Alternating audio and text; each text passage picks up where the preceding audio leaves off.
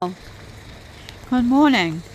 Today from a very wet day, so not much I can really do. I was hoping to cut some rocks today, but I don't even really need my hose. It's raining, but I've got a whole lot of stones here that I've been through 80 grit, 200 grit, so I'm thinking I'm just going to pop them all in my barrel, put them into 600 grit, and then wait for the next 7 to 10 days. That's a beautiful piece of greywacke I've cut in half. I thought they might make some great statement pendants. Yeah, and I've got there's some agate there that can go in. There's some stuff from Gemstone Beach, and I see I've acquired quite a few new followers to my page, so kind of thinking I better put some good content up so people can watch and actually see what I do.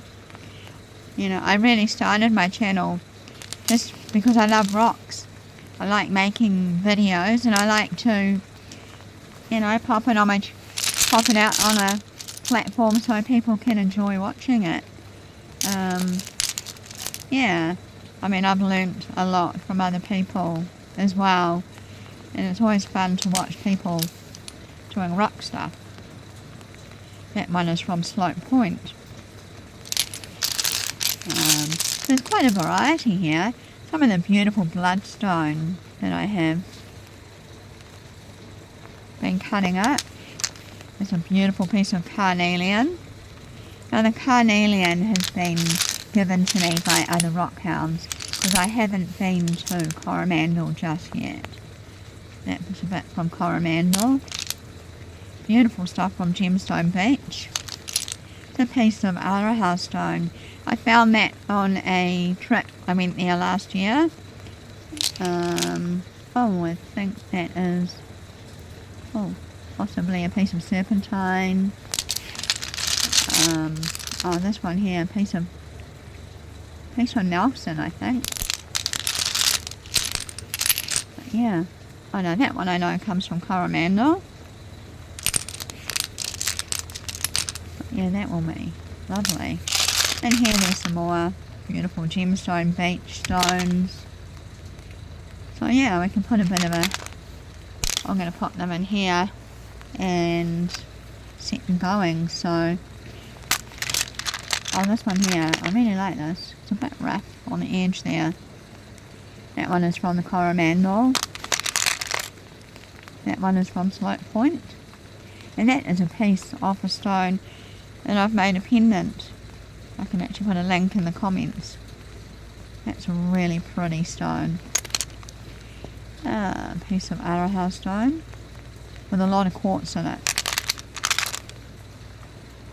That little piece is from Kakanui, I think. So yeah, some more agate. Kairakau. So yeah, these will do. They can go into 600. There's a little piece of Carnelian. Beautiful piece from the Coromandel. Yeah, it's actually too wet to keep on filming. But yeah, really good. Okay, I'm going to set them in there, put them into 600 grit, and we will set it going. Right, so I've loaded that barrel, and I have filled it up with plastic pellets that I normally use the 600 grit with. There's borax on the top there, and I've filled it up with water. So I'm going to do something I don't normally do, is I'm going to put them through a bit of a burnish before I put them into polish. So I was going to put this load into 600 grit, but most of them are so smooth and are just about ready to go through to polish. So I'm going to put the lid on. I'm going to put it on Willy Wonka there, my tumbler, put it on there for a few hours, and then I'm going to wash them out, and I'm going to fill it up with polish, and I'm going to run that for at least 10 to 14 days. So yeah, we'll see how it goes.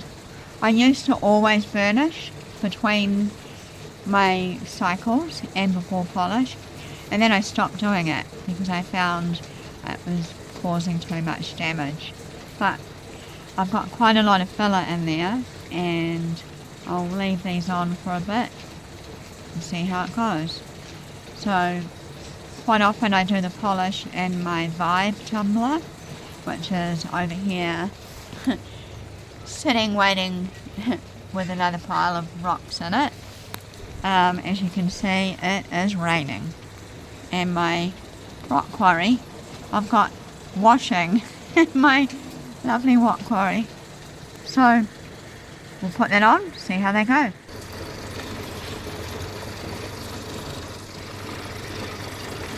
So there it is. That will run for an hour, and then I will fill it up with polish, and I'll update in about 10 days. Oh, so I just took the lid off, and wow, it's all frothy.